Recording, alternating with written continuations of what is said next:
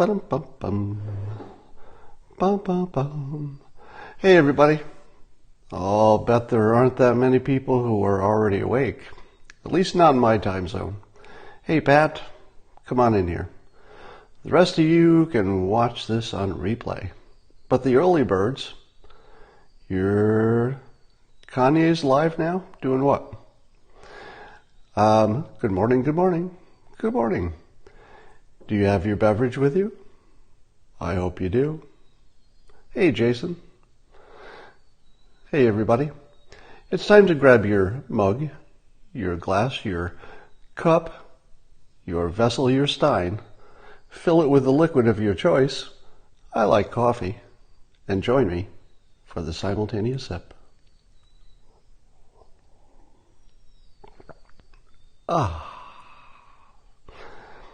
So let's talk about this Khashoggi thing some more. So Khashoggi was the journalist who was allegedly slain by Saudi security forces, cut into pieces with a bone saw, and his body removed from the Turkish consulate.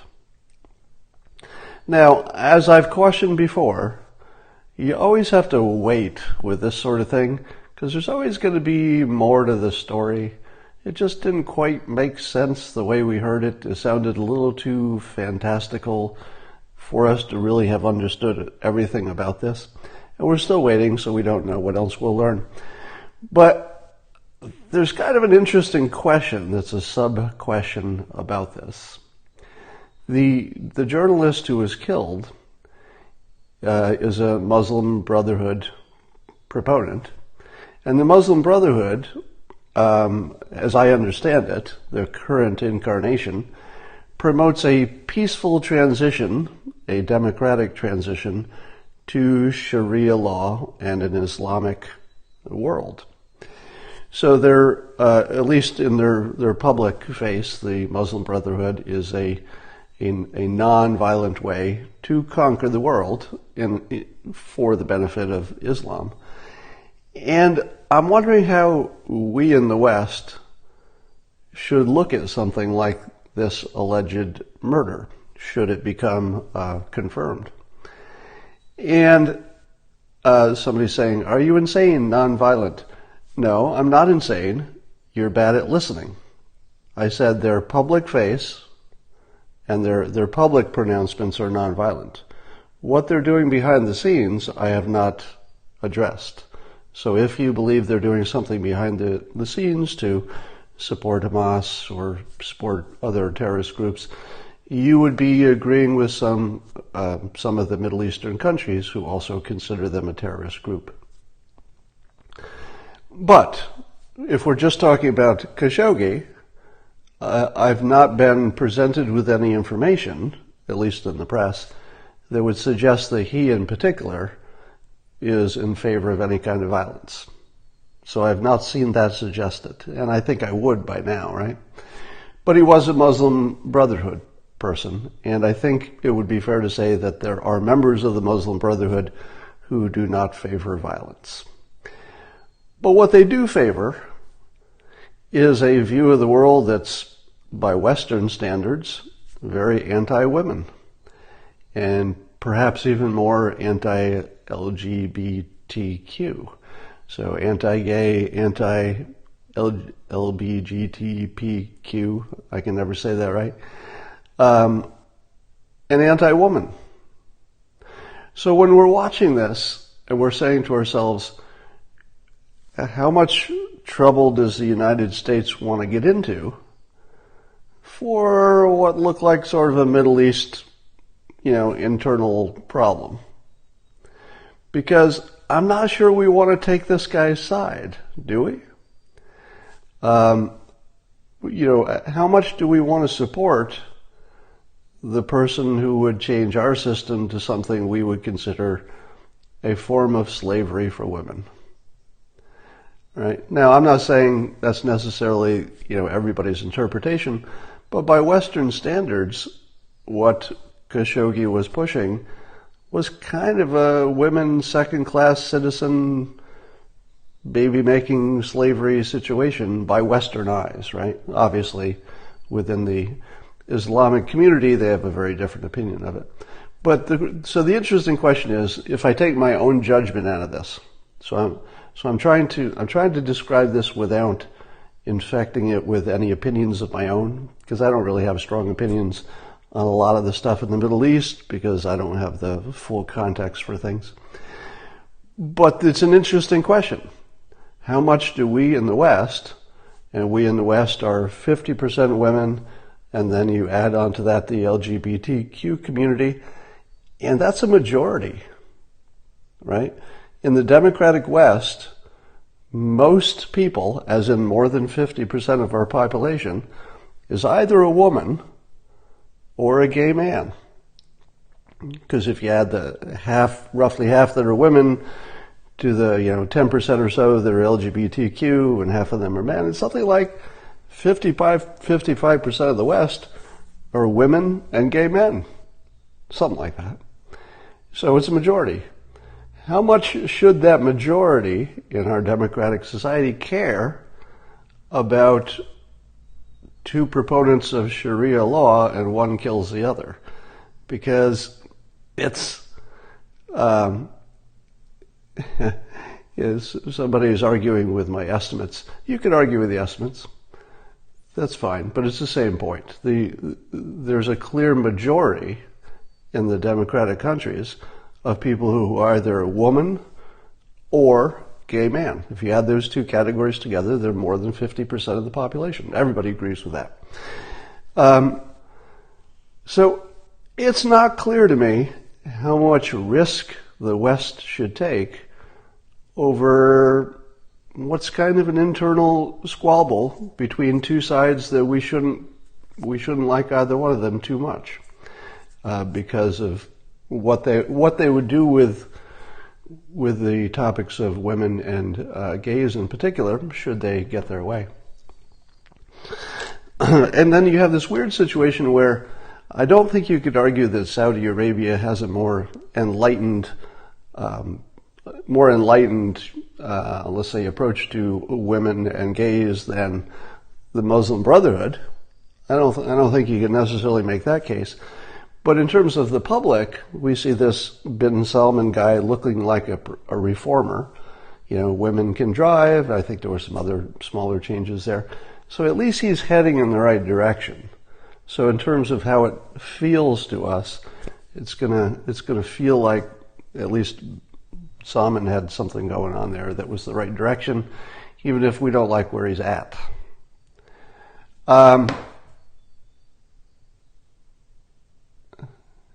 He had dirt on the regime. Somebody says that Khashoggi had dirt on the regime, which I've heard is true, but we don't know what that was. Anyway, but it does feel like a little bit of an internal problem, and I'm not sure how much the United States should embrace it as our problem. Let's talk about systems versus goals. You know that I wrote a book called How to Fail at Almost Everything and Still Win Big, in which I talk about having a system, something you work on every day that gives you a good result, but you don't necessarily know exactly how it's going to end. So a system is something that improves your odds of a good outcome, but you don't know exactly where it goes. Versus a goal which says, we will have single-payer health care. You just use that as an example. So a goal would be single-payer health care. So it assumes the exact answer, or something like an exact answer, as opposed to a system which would be a way to work toward a better healthcare situation, but you don't know exactly how that works out. That's what a system would look like. Let me suggest some new ideas here. I'm going to throw some ideas into the mix. I've talked to you already about how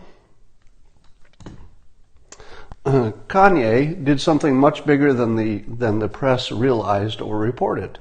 That what Kanye did was suggest what he called Ideation Centers in urban areas. And that would be a center where you would work with the local folks to come up with ideas for solving things. If you come up with an idea, ideally you want to be able to test it in maybe one city or one community within the city, but something small that you can test. So the ideation centers would create ideas. You'd package them so that you've got something, an investor, let's say a billionaire who just wants to help, or even the government that just wants to help and they've got some money. Do a small test. If the small test works, you implement it. Now, what makes this a system is you don't know what the thing looks like. You don't know what ideas they're going to come up with. It's a system. We don't have a system. Kanye is operating at a higher level than anybody who's criticizing him. That's my take. Because this doesn't exist, and it's exactly what needs to exist. Not a solution, a system for creating solutions and testing them, as many solutions as you can come up with to test. But I would extend this idea and say maybe we should do even more of it. I'm going to take healthcare as my example, and I'm going to introduce this idea that I just made up. So you won't find this anywhere. This is just a mental experiment, term I made up, the president's portfolio. Now, what I mean by the president's portfolio is not that the president is going to be investing in any stocks or anything like that. So it's not that. It would be a portfolio of startups or companies that are working for the betterment of the United States as a whole. So most startups are just trying to make money, right? So if let's say you're a game startup, you're just trying to make money. It doesn't really make much difference to the United States, except in some general way it might help the economy. But there are other startups that would dramatically lower healthcare costs. There are startups that would get you dramatically better results in healthcare. There are startups that are working on the systems, the databases, the processes that would greatly reduce the amount of complexity, for example. So the president's portfolio would be, and this is an idea, not a real thing, and the idea would be that the president, working with a team of people who would help him vet what's in the portfolio and what isn't, would be a list of companies, and in this one example for healthcare, the healthcare companies that are startups that would really make a difference in the cost of healthcare if they worked. And the idea of the president's portfolio is not that the president invests. So there's no investment. He's just spotlighting.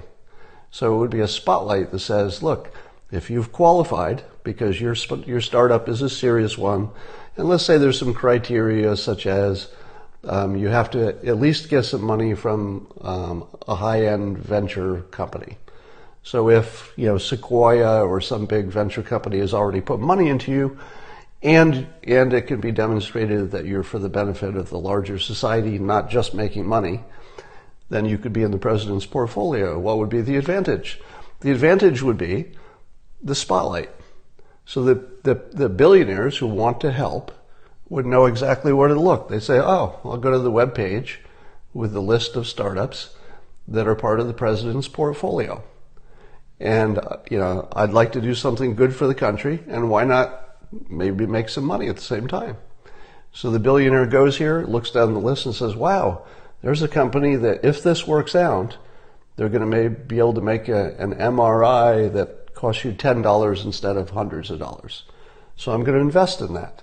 Might not work, but if it does, the whole country, maybe even the whole world, is better off.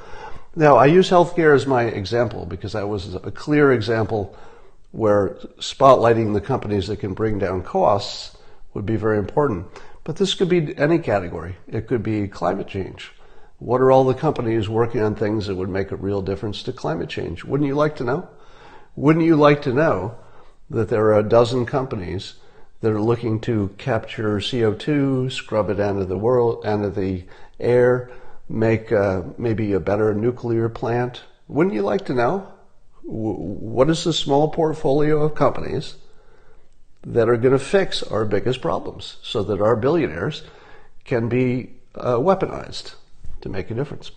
Right now, if you've got $1 billion and you want to help the world, what the hell are you going to do? So this is the genius of the Gates Foundation. When Bill Gates decided, and here I don't want to read his mind, but it seems obvious from the facts. It seems that Bill Gates said to himself some version of this: I have all these billions of dollars. I want to help the world. How do I do it? It's actually hard because you don't know where to put that money, that the government can't do it better, that it can really make a difference. What do you do? So Gates created the Gates Foundation, whose primary job, as I understand it, is to figure out where to put his money. Because the figuring out where to do it is the hard part. That's sort of the sign of the golden age. So the golden age, as I define it, is the time we're in where the biggest problems are the way we think about stuff. We don't have a resource shortage. We have an idea shortage. Kanye, understanding that we're in the golden age where we don't have a resource shortage, we have an idea shortage, we have a systems shortage, we haven't organized into the right systems, has suggested a hugely important idea that the press has completely overlooked. A place to create ideas and package them so you can put them in front of a billionaire or put them in front of the government and say, here's this idea, the community is on board, we've packaged it, we've looked at the economics, can we get a billionaire to do a small test? Likewise, on healthcare, I'm greatly annoyed when I watch the debate about single payer. The debate about single payer goes like this: yes or no. That's the whole debate, right? Yes, single payer, or no. But is there a smarter middle ground where you can find a way to do a small test? We should never be saying no to big ideas. Let me say that again. We should never say no to big ideas. Instead, we should say, can you test it? Can you test it small? Now, that doesn't mean looking at Europe and seeing what they did, although that's useful, right? Could you, and I don't know if this is true, could you pick a state? Could you pick a county? Suppose you could pick a county and say, all right, we're just going to test single payer in this county for the next 3 years or whatever. You're all going to be on single payer. The government will artificially lower your drug costs. In other words, we'll subsidize them to give you the impact of what it would be if we had negotiating power on a countrywide basis, which we don't have yet because this is just a test. So if the experts said, well, if you could negotiate the prices down 30%, you'd really have something. So you just artificially do a test where you force the prices to be 30% lower, see what happens. Now that particular test might be a stupid idea. It takes people who are working in the area to come up with what a good test looks like. But if we're saying yes or no to any kind of a healthcare change, it feels like the wrong process. The right process to me sounds like, can you test it small? If you can test it small, you don't have to say yes or no, right? We should get out of yes or no. If there's one change that Kanye can bring to the world, it's to get us out of yes-no. We're not a yes-no world. We should be a systems world where we're continually trying new ideas, packaging them in a way we can test them small, see how it does, and then make a separate decision whether you want to go big. So yes-no is just an unproductive way to address these big things. All right. Competition in healthcare is a failure, blah, blah, blah. Well, I would imagine that there are lots of things you could test in healthcare and other ideas. And by the way, the ideas that I'm suggesting here, these are all the normal ideas in the business community. So everything I'm describing here is this very way that it's the exact way that capitalism works. So capitalism works great because they think of ideas, they test them small before they decide to go big. Now the government does that in some cases, but I would think that should be the standard form.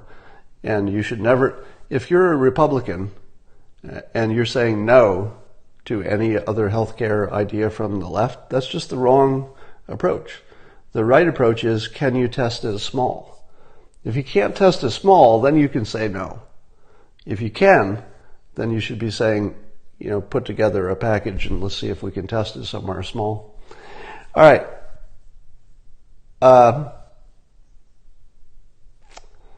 R&D suffers with universal. We don't know that, do we? We don't know that.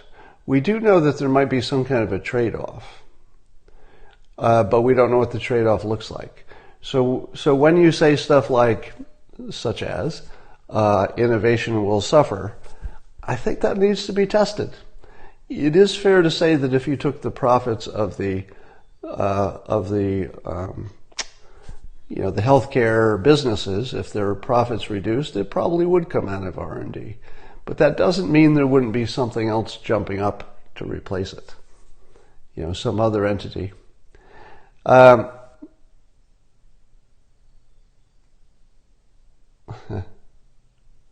right, please talk about what persuasive systems are or are not. Yeah, so systems generally fall into what I call the high ground maneuver. So the high ground maneuver in persuasion is something that takes you out of the weeds of the details and brings you to a level where everybody in the discussion says, oh, okay, that makes sense. And you saw me do that right in front of you. So if you said, is single payer good or bad? Is this particular change to healthcare good or bad? Is this changing this rule or this regulation? Would that be good or bad? The weeds is yes, no, or what's the trade-off? The higher level is, we don't know. Let's run a test. So the run a test is always the high ground. It would be unusual to come up with an example, it's hard to think of one, in which it's better to start big before you've tested as small. And everybody recognizes that, right? Everybody's sense of the world, their common sense, if you want to call it that, is going to recognize that testing small before you go big just makes sense. We have tested communism. Well, nobody's suggesting communism, so. How does that play into improved immigration system versus the wall? So the wall is exactly the same situation as this. We are currently in the process of replacing some parts of the existing border with better walls because there is funding for improvement. So for upgrades, they have some funding. So we will soon be able to see if those better walls cause people to go to other places. In the short run, you assume that they just move to a different place to get across the border. If that happens, that would be a validation that the wall, at least, is hard to scale. If the wall is put up in some locations and people are just jumping over it easily, or just throwing their fentanyl over the top, well, then you've learned something you didn't know. So the wall, because the wall would take so long to do, it's a natural, just by its nature, you're testing it before you get to the big implementation. You can always cancel the budget if the first bunches of wall didn't make any difference. What about scaling ideas from the test phase, different outcomes possible? Yeah, so there's certainly some art and skill to developing a test that really does tell you something about the larger implementation. And there's certainly a risk that the test looks good on small but doesn't work in bad because you can't scale it. There's something about the scaling. So there's no clean answer other than it's always better to test because you'll be smarter than if you didn't. But you could still get the wrong answer. That's always the possibility.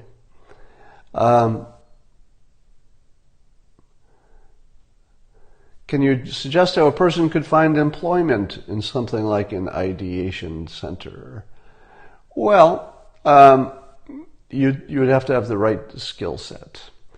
There's a firm in San Francisco called IDEO, I-D-E-O, and they're sort of a design ideation center, you could call it. I've worked with them before.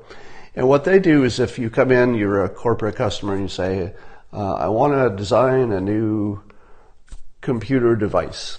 It doesn't matter what you're designing. They do design for all kinds of stuff. And they'll put together a team that makes sense for this project. So they might include an engineer, might include a designer, might include an architect. So they'll pull together high-level people who've got PhDs and they've graduated MIT and some really smart people. and they'll put them together in a diverse little team, and they'll very quickly run through ideas. So to answer your question, how would you get a job at an ideation center that doesn't quite exist yet? You might start by becoming one of those things, an engineer, a designer, something that makes sense for being on that kind of a team. And then you have something to pitch should the ideation centers come into being.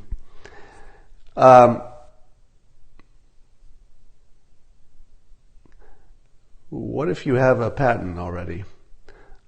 I don't know what you're talking about. So the answer is it just depends on the details.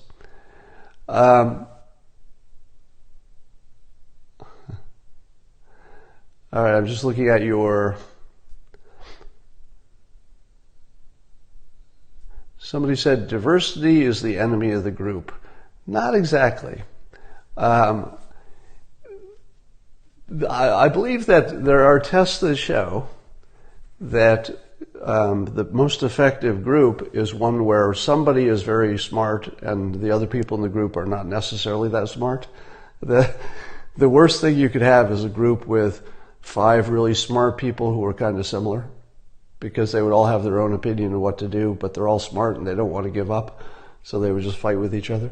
So sometimes you're better with one smart person, one person who knows a certain skill, somebody has a certain point of view. That's why ethnic diversity is useful in all kinds of realms, because if you're building something to sell it in one way or another, either politically or commercially, if you're looking to sell something in the general public, you want as many different opinions before you commit to the expense. So ethnic, gender diversity, all of those different diversities are useful because you get the perspective without the expense. All right. Small tests tell us nothing about how corrupt it will be once it's large. You're right. You can't learn everything from a small test, but you can often learn if there was something there that just doesn't work. So you can find out if there's a big, obvious idea why something won't work.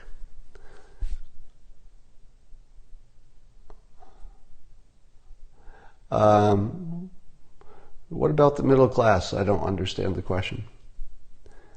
At some point, there has to be unity in goal. There can be unity in process. There can be unity in what the system is, and there can be unity in what the criteria is for an idea that gets through the system is implemented.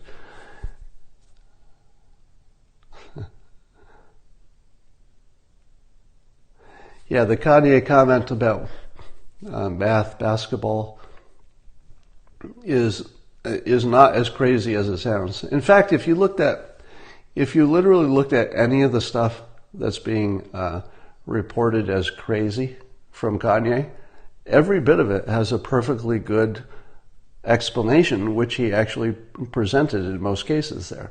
So even the stuff about the hydrogen airplane and stuff like that, those all had a solid basis in reason. It's just that the press doesn't like reporting the good news. Did somebody say that Kanye is periscoping?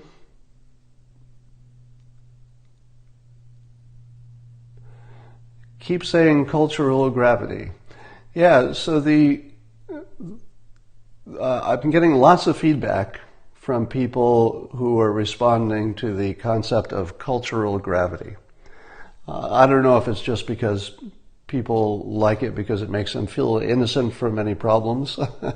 When you think that cultural gravity is part of the problem in urban areas, that your own community is preventing you from success, it sort of relieves you, the observer, from any guilt. It's like, well, looks like they're doing it to themselves.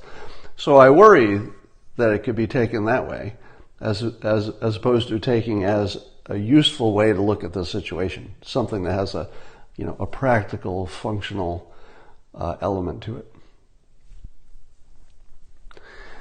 Kanye was live earlier. He did a live stream on Periscope, huh? But he's not even on Twitter anymore, but he was periscoping? maybe so. Um,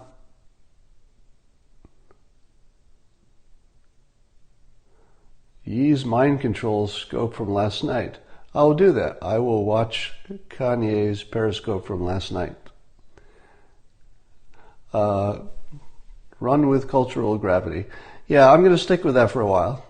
I'm going to be testing that one and see if it gets any weight. Oh, he's back on Twitter. Good. Okay, I'm definitely going to watch Kanye's mind control Periscope. That's got to be great. Can't wait. All right. I think we've said everything we're going to say. I'm going to sign off for now, and I will talk to you later.